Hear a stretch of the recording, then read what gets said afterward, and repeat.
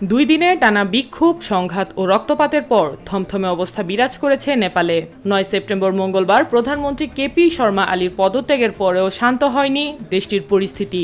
দুপুরে ওই ঘোষণার পরেও বিক্ষোভকারীরা বিভিন্ন সরকারি বেসরকারি ভবনে প্রবেশ করে ভাঙচুর করেছে ও আগুন ধরিয়ে দিয়েছে।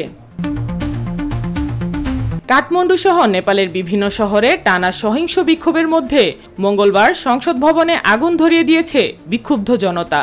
সংসদ সচিবালয়ের মুখপাত্র একরাম গিরি সংবাদ মাধ্যমকে জানান, শতাধিক বিক্ষোভকারী সংসদ ভবনের ভিতরে ঢুকে পড়ে এবং মূল ভবনে অগ্নিসংযোগ করে। এছাড়াও আগুনে পুড়ল দেশটির সবচেয়ে বড় গণমাধ্যম প্রতিষ্ঠান কান্তিপুর পাবলিকেশনসের ভবন। এ তথ্য জানিয়েছে ভারতীয় সংবাদপত্র দ্য হিন্দু।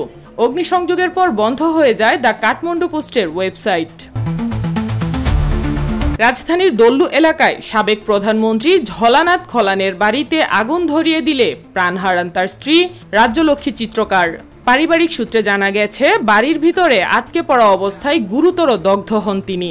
পরে কীর্তিপুর বার্ন হাসপাতালে নেওয়া হলে চিকিৎসাধীন অবস্থায় তার মৃত্যু হয়। ৯ সেপ্টেম্বর মঙ্গলবার এক প্রতিবেদনে এ খবর জানিয়েছে এনডিটিভি।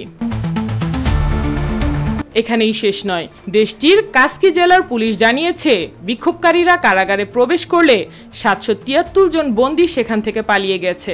এছাড়া তুলসীপুর কারাগার থেকে ১২৭ জন বন্দী পালানোর খবর জানিয়েছে নেপালের ডাং প্রদেশের তুলসীপুরের এরিয়া পুলিশ অফিস। কাঠমান্ডুর বাইরে বিক্ষোভ ছড়িয়েছে নেপালের পোখরা সহ বিভিন্ন শহরে। এই সময় পুলিশের কোনো উপস্থিতি দেখা যায়নি। এমন পরিস্থিতিতে নেপালের সার্বিক নিরাপত্তার নিয়ন্ত্রণ নেয় সেনাবাহিনী। সেদেশের সেনাপ্রধান অশোক রাজ সিকদেল সাধারণ মানুষকে সংযত থাকারও আহ্বান জানান। সাইমা আক্তার, নিরপেক্ষ।